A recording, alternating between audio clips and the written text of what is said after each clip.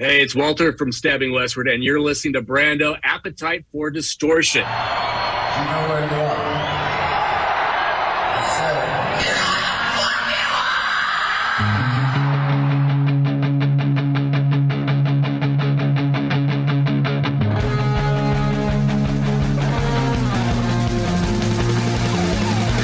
This is Appetite for Distortion.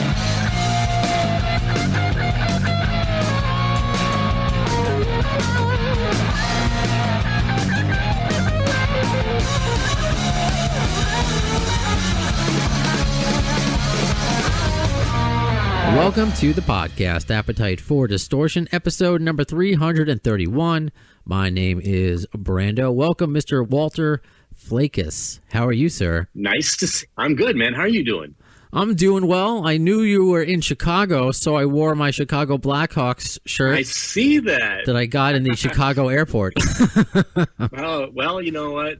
You get it where you can. But, Blackhawks having a tough season this year, but was here through the dynasty in the 2000s. So, long-time Blackhawks fan. So, I mean, I'm an Islanders fan. The last time they won, I was literally born. So, yeah, but last year was really exciting.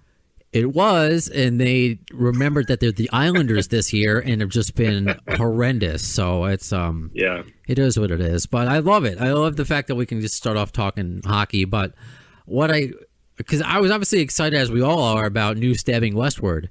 But I got even more excited when I found out I was going to be speaking with you, that you're a radio guy.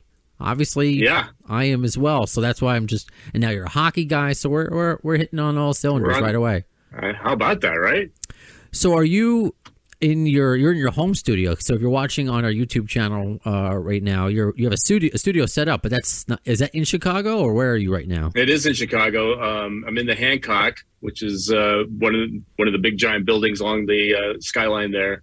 And this is where I do everything. I do music. I do the radio show from here most of the time, and it's home base. Spend countless hours every day in this room and make the magic happen, I guess. I hear you. I had to convert. I mean, my listeners have heard the story a million times, but I've been feeling my quarantine, here in my studio, my apartment in Queens, cats running around.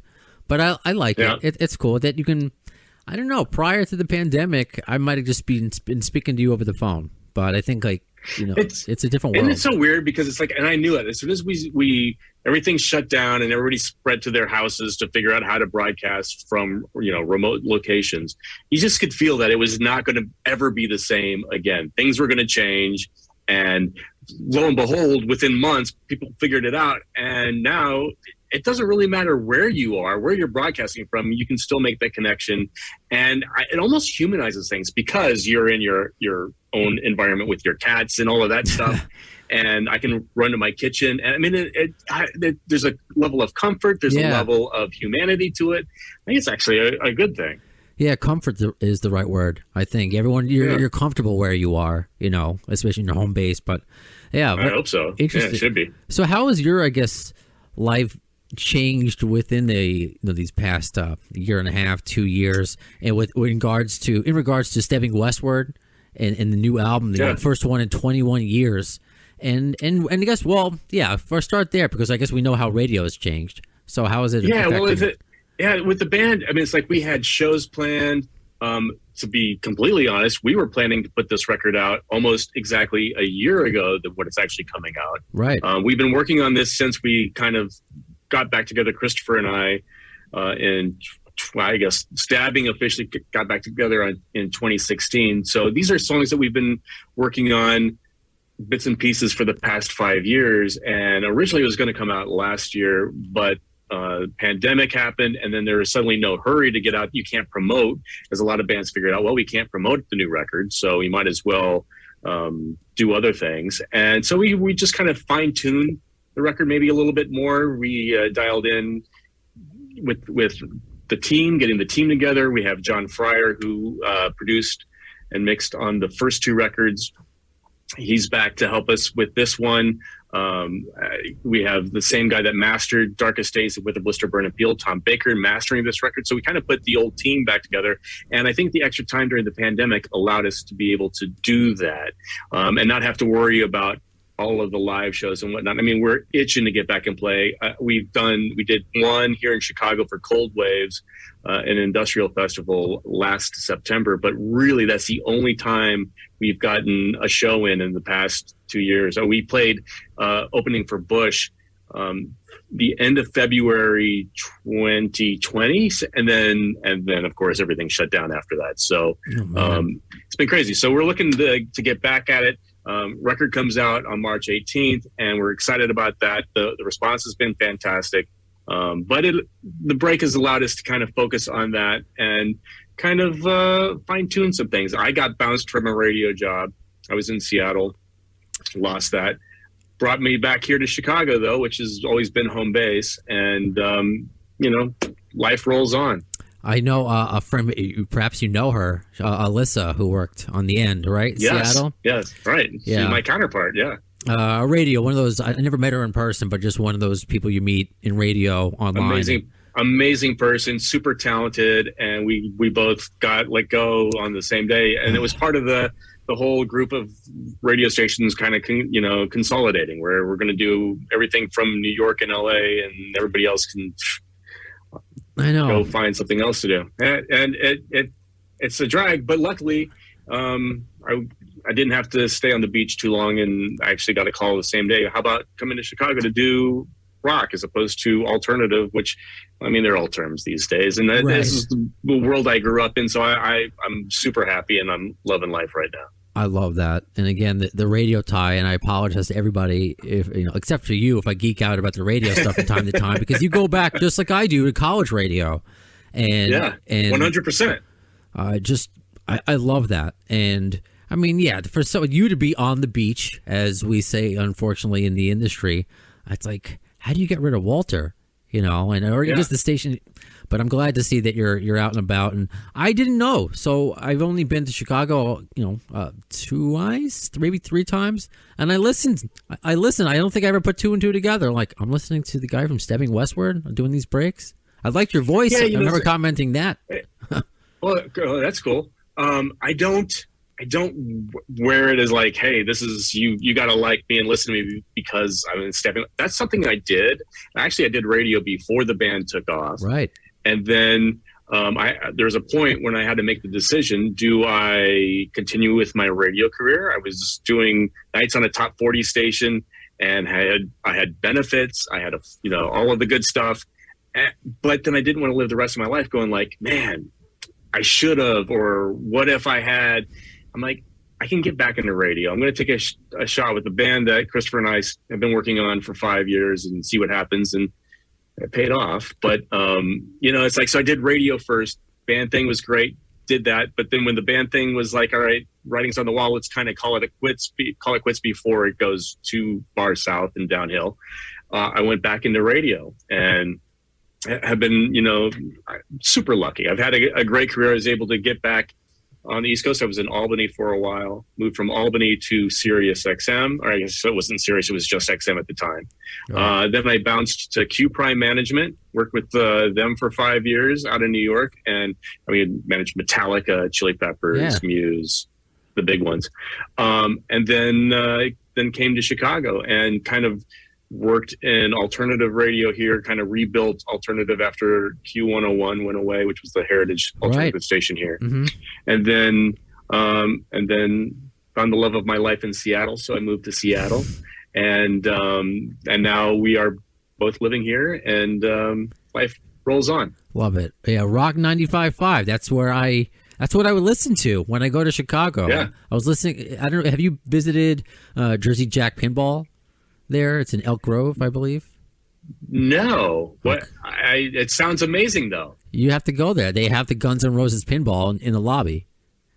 Oh well, I have to go then. Absolutely, I love pinball. Okay, because I always make sure to do wherever I travel to do the GNR detours, the scene. So, well, check this out. So, like, I know that we have the GNR focus on the podcast here. I had a brush with GNR before the band took off. I was living in Rockford, working in radio, which is like about 90 miles outside of Chicago. But me and my buddy, we came into the city and we were hanging at one of the big clubs here is called Metro. And below it is Smart Bar. And this was probably 1990, 89, 90. And the word had hit the street that the guys at Guns N' Roses were working on the follow-up to Appetite at Metro, right? Because upstairs above the club, they have what's called the Top Note Theater, and they would go in there and they would work on this record, working on these tunes, starting at like 1 a.m., 2 a.m., and they just roll until, 9 in the morning or something. So they worked through the overnight hours.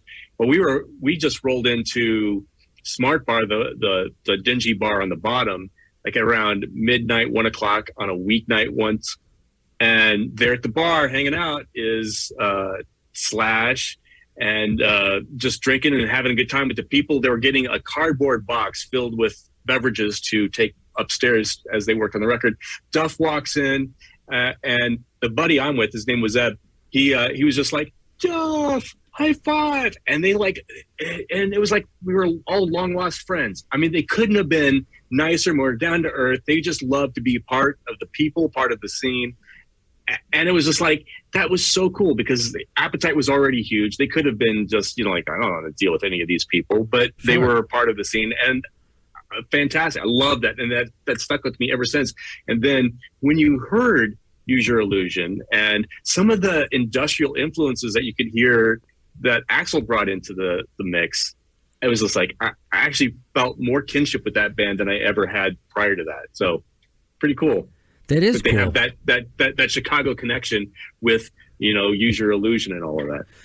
When I said I was going to my, my smaller listener base than Stabbing Westward, of course, but that I was going to Chicago, people were like, oh, take pictures by the Metro. And unfortunately now with COVID, it's hard to really visit these places other than just driving by, kind of thing. But yeah, just to find out that there was a special connection to Chicago. And I don't even think I mentioned to you the reason why I've started going is because my fiance is from Chicago. Other than that, oh, nice. So I had prior to I think last year, I had never been. I always wanted to because it's it's Chicago. I can't hold my Knicks Bulls grudge for the rest of my life. That's how it. No, you shouldn't. You shouldn't. But I love this city. I mean, I love it. Look, I lived in New York. I lived in LA. So I've kind of done the trifecta here in the States. Every city's got its pluses and minuses, but I really do love Chicago. Great food here too. You need to come and eat some food. Yeah, that is true. Although, I mean, I still prefer New York pizza to Chicago pizza. That's just is what it is. I do too. I don't prefer one or the other. And in Chicago, it's funny because my fiance moves here and we have to do the deep dish and love that. But a lot of people here in Chicago eat what they call tavern style, which is thin, cut in squares.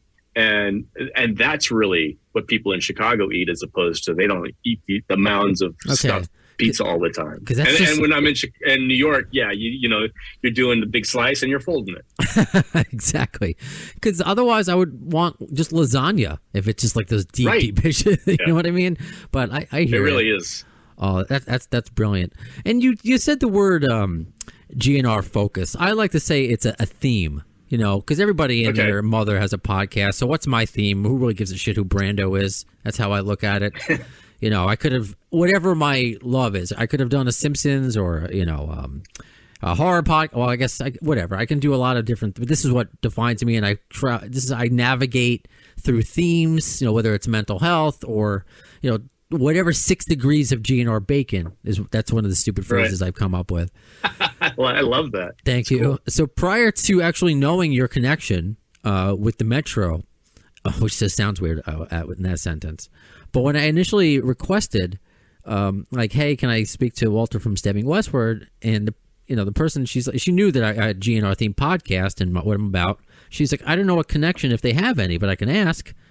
I said, well, at the very least, I would want to get their opinion on the industrial, aspects of Guns N' Roses. So you just brought it up organically, So you almost you're answering my question before I even got to it, because especially while they started, in Use Your Illusion, I don't know if My World specifically, that's the one that sticks out to me. But a lot of people. That's the one. It is the one, okay? Because I look at it as a precursor. I mean, yeah, it's easy to make fun of. I actually made a stupid meme. You ever see? I'm sure you've seen Terminator 2, right? Yeah. This is how my brain works. So, remember when John Connor and I really am Chris Farley, the Chris Farley Show. Remember when this happened? So when they called home, to his foster parents, and Schwarzenegger took the phone. And he changed his voice to John Connor's voice to pretend. And you heard the dog barking, and he purposely used the wrong name.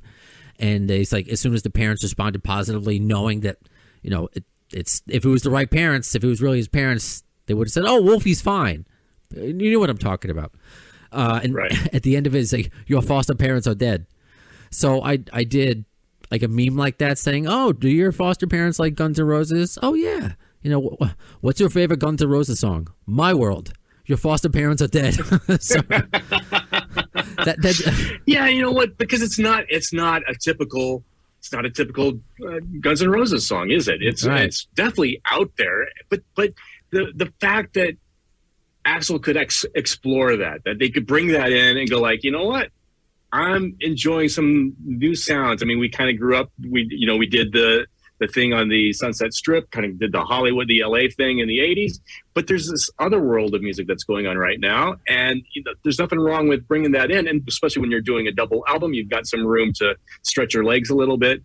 And it struck me because, I mean, that's the world where I come from. I grew up, I was listening to Ministry, in 84, actually, with Sympathy. But then when they did like the harder stuff, Land of Grape and Honey and all of that stuff, and then this fits right in there with people who are jumping, not jumping on the bandwagon, but jumping on that wave of music that was coming out at the time. I thought it was awesome. I mean, I didn't look at it as a negative, not the typical GNR sound, and it's not something that, you'd ever hear on the radio usually, but man, what the fact that it exists, the fact that was something that was speaking to Axl was amazing. I love it. I mean, this might be the first time there's been real My World love is shown, and it makes me love it even Raising more. My hand, that's me. Yeah. So then, what did you think of Chinese Democracy? Did you listen to it? Because that really, or do you recall the song "End of Days"? Oh my God, on the "End of Days" soundtrack, rather, when that was really industrial. Do you? I don't know. You know what? By that time, I unfortunately, because of the 9 years it took to create the record, it was like, it almost had, you could almost pass judgment on it before you even listen to it, which is completely wrong. Right. And I totally admit that is a messed up way to approach any piece of music. Should give everything I'm sure I listened to it at some point, but I didn't give it a wholehearted, true open ears. Do I accept this or not? And my bad for not giving it that love. That's fine. So I don't know. So I can't speak to. I know that Tommy Stinson and we had some great players playing with them, especially coming out of that world that. It definitely had some, 9 Inch Nails crossovers to what was going on with Chinese Democracy. But it never struck me as legitimate. I don't know. I'm sorry. You don't have to be. I apologize to I apologize to Guns N' Roses fans who might actually like that, or I just feel like I should be bigger and accept. No, it's a fair opinion. As legit, but that's a fair opinion, and I'm not one of those people oh, you have to. I'm not a GNR sycophant. There's room for, thought process and understanding, and yeah, that's a whole conversation we've done it, to death about is it really Guns N' Roses? Was it really Guns N' Roses? But you mentioned with just the Nine influence, Robin Fink, who to some people, shout out to our buddy Russ, who listens from formerly of my GNR forum. Robin Fink, he's like, I will be on that box of he is my favorite Guns N' Roses guitarist of all time. Okay, yeah, that's fine. I accept that. So and that would totally add to that level. Josh Freese playing drums. Yeah. It's you've got some battery, some core of 9 Inch Nails in there playing on this stuff. So I mean, it's hard to not make that comparison. But But I think it goes back to that whole, the big question: is it really? Can you really, without Slash, can you really count it as GNR? Right, but it's still interesting to hear what you said. It would have been so much better. It would have been so much better if it had been like a different band, like Audio Slave, or like Axl's new vehicle or something. Just try not to hold on to what was, because I think that's one of the things. I mean, like look in Stabbing Westward, right? We have Stabbing Westward, and then when we broke up, Christopher formed The Dreaming, which was based on everything Stabbing Westward was, but it had a different collection of musicians that kind of gave it its own element. But he didn't call it Stabbing Westward. This was something new. This was this collection of music. And then when I came back in the fold, because Christopher and I patched up whatever falling out we had, and then we did a Dreaming record, it ended up sounding a lot more like Stabbing Westward. And then these things kind of came our way where like we could do a Stabbing Westward. It's like, all right, so let's see if we can't put that Stabbing Westward thing back together. Since he and I started the band in the 80s, we pretty much were that band.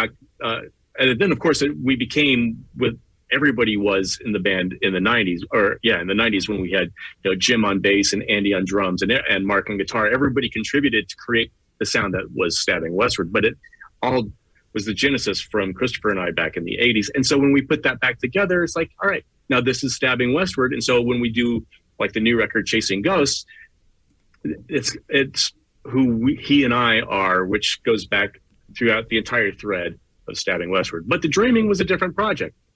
I think it would have been easier to accept had Axl have done, this is my Dreaming, my other project. A lot of people agree with you. And I'm not going to say I don't. I just know I loved Buckethead. That's how I look at it. I love Slash. I love Buckethead. It's all great to me. But again, maybe it's your radio. It's our radio mind working together. You answered my question before I can even get to it about the lineup changes and wondering, because it is you and Chris started this band in college, and it's different. Obviously, it's not an apples to apples comparison. So let me switch it back to Stabbing Westward now that you guys are back together, and you can listen to the song Ghost right now, and Chasing Ghosts is what comes out in March. And I had the privilege of listening to the whole record beforehand, and it is heavy. It is good. And if you check it out on YouTube, I mean, like you said at the beginning, the reception has been like overwhelming. How you guys haven't lost a step. So how did the decision come after all this time to be like, you can rest on your laurels, you can just be a radio guy? What made it right to do new Stabbing Westward? Well, I mean, like, I think as a musician, you always want to be creative. You want to be creating. You want to have that forward momentum.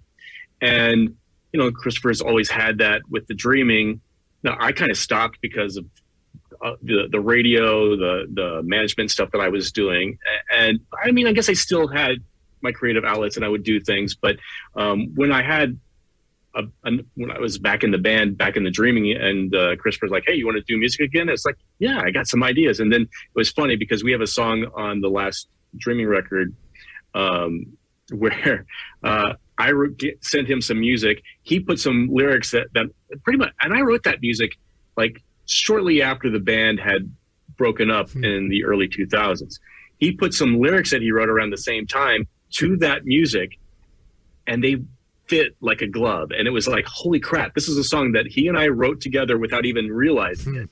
And we put the pieces together, and that song is called Alone off the last Dreaming record. And, it's like, that was where it was like, okay, this is right for us to create these songs that we just naturally do, and we've got more in the tank. And so, and there's a song on the new record that had been kicking around for a while before we broke up originally. It was originally written for the self-titled record, but it never made the cut. But Christopher and I always loved it, and that's called The End, which is the last song of the record.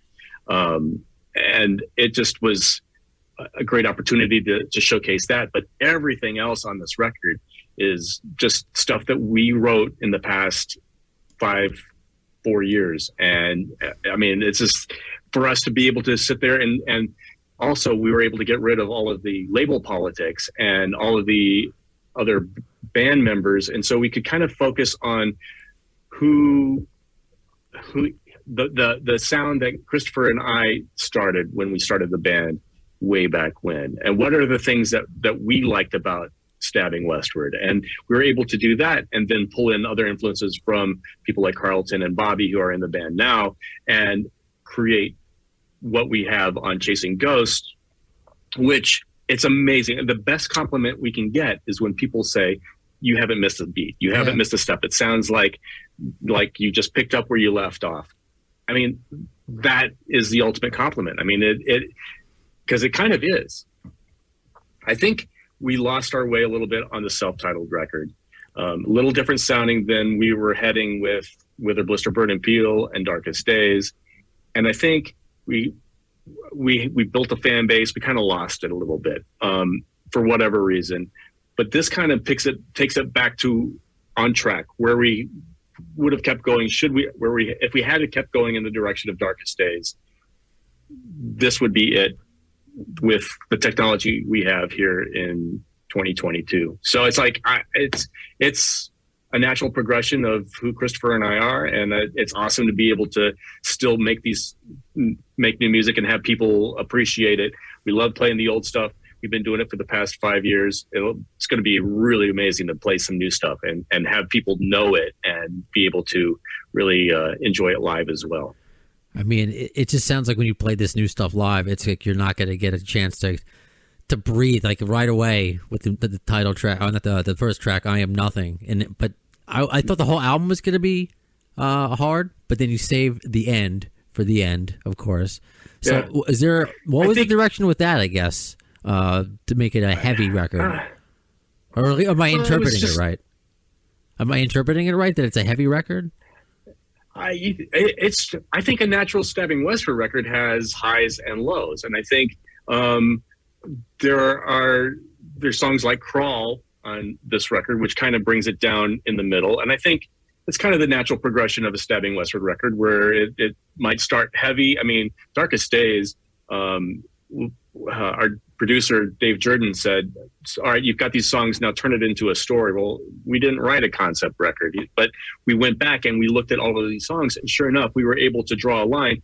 This was the stage of losing someone and going through the end of a relationship. You start off, everything I break, I touch. It's really bad, da-da-da-da-da. And then you get into the third act of Darkest Days, and it's really somber, desperate now, goodbye. And then you pick yourself back up, and you're like, screw it, I'm going to overcome. And then it's just like, I won't become the thing that I hate. I'll see you on your way down, where you're very, picking yourself back up. But then at the end, with Waking Up Beside You, it's kind of like, I still, I've come through the phases, but I still have that little bit of longingness for what we had. So we were able to draw that story together. And I think every good Stabbing Westward record has that ebb and flow where it might start on a level and then it has to have that low so you can bring it back up, end on a high note. But on this one, the end definitely is ending on a bit of a somber note. So it's a ride. And I think that's fun. You should have an emotional journey when you listen to a full record. Totally. And that's why you mentioned Use Your Illusion before. We're talking about that. I like the journey. I will say it now. I'm with you. I'm like the journey that ends with My World. I do. Yeah. Especially, knowing what's to come after. Anyway, that's a whole other episode of the podcast. I would be remiss, as you're wearing a Nine Inch Nails t-shirt, to ask, because they were inducted into the Hall of Fame, recently, 2020. Was that? Sure. Was that, I don't want to say surprising, because I'm sure very well deserving, but just with the Rock Hall and how they look at certain bands and who they inducted, that kind of, I don't know, like, how do you feel about that? I mean, look, I'm in a band that will never ever see that. It'll never be a part of my world. I feel like it's a click. Like I feel like they deserve it. But there are lots of bands that deserve it. Kraftwerk deserves to be in because of the influence that they had to everybody who came before or who comes after them, like Nine Inch Nails, that gets the Nine Inch Nails. Judas Priest, Iron Maiden, they all deserve to be in there because of all the bands that they've influenced along the way. You know, and then you toss in some of the, like Dionne Warwick is nominated for this year. All right, she's a great artist, but what is rock and roll? And yes, Nine Inch Nails belongs, Foo Fighters belong. All of these are great bands, and they've accomplished so much, and they bring so many people along for the ride with them, and they've influenced so many other people that will undoubtedly be making music in the future. So I'm not going to say no, but I do feel like it's a bit of a clique as to who gets in and who doesn't, because you still have, like, why isn't Iron Maiden in the Rock and Roll Hall of Fame? It just doesn't make any sense for one of the grandfathers of the genre. I just saw something. I do. I just saw something that said, of course, despite being nominated, Judas Priest is almost last in the fan poll, and Eminem is just like the top. Like, he's so far. I mean, It's just really. It becomes a popularity contest at that point, and you know who the directors are, and it is that group of people, you know, from the Rolling Stone world, you know, Rolling Stone magazine, who are like, you know, and they're never going to embrace that ilk of artistry or genres. So it's, I don't know. I mean, AC/DC probably, I don't know, are they in? They've got to be, right? AC/DC? Yeah. Okay, so, like, I mean, some bands I guess you can ignore, but I would think Judas Priest would be one of them. But, I mean, look, it took forever for Kiss to get in, for God's sake. And, like, Rush, you would have thought they would have been Rush. Yeah. Right. I mean, so, I don't know. Yeah, I think, whatever. Yeah, that's another whole other episode, but I will nominate you, Walter, for the Radio Hall of Fame if I can. I appreciate it, man. Somebody's got my back. I love that. It's just so weird now because I remember and just driving around. I like listening to terrestrial radio as a radio nerd when I go to other states, like especially the classic rock stations, and I'm like, Walter, you're saying this guy? I'm like, Walter. I'm like, he's actually got a great voice, but I'm like usually when you listen to a rock station, it's like Turbo or, you know, Nitro. I'm like naming American Gladiators, but now I realize it's you, Walter Flakus. Right, no. No, it's like, look, I mean, like it allows me to use my past as anecdotes, and I can draw on something, but I don't dwell on it. I don't hang my hat. I want to be just like you. I want to be just like the listener, and we're all on this ride together. And I've done some cool things that maybe you're interested in, but I'm not going to like pound you over the head with it because I'm thinking I'm better than you, because I'm not. We're all just lovers of music. That's what it's about. I think you're a little better than me, but that's okay. That's my problem. That's my problem. I'm not. Well, thank you for your time, regardless, Walter. This was such a pleasure. And again, I listened to the whole record. It is fantastic. Chasing Ghosts comes out March 18th. You can pre-order it right now. Is there anything like if any updates? Just go on your Instagram, Facebook. No, I think our Bandcamp is probably the best place to go. It's bandcamp.com/Stabbing Westward. Pre-order the record there. There's going to be gatefold vinyl, so 2 pieces of vinyl with the artwork is amazing, and definitely get your hands on the vinyl if you can. It's going to be limited, so I jump on that as soon as you can. Bandcamp. Our website there, bandcamp.com/Stabbing Westward. Otherwise, it's going to be everywhere else too, on Amazon and whatnot. Cool. All the streaming services. First LP in 21 years, just incredible. Yeah. And so that's high school for me. So I'll be glad to hear new Stabbing Westward since high school. Amazing, absolutely amazing. Well, Walter Flakus, Stabbing Westward, thank you so much. That does it for this episode of Appetite for Distortion. When will you see the next one? In the words of Axl Rose concerning Chinese democracy, you'll see it, I don't know if soon is the word.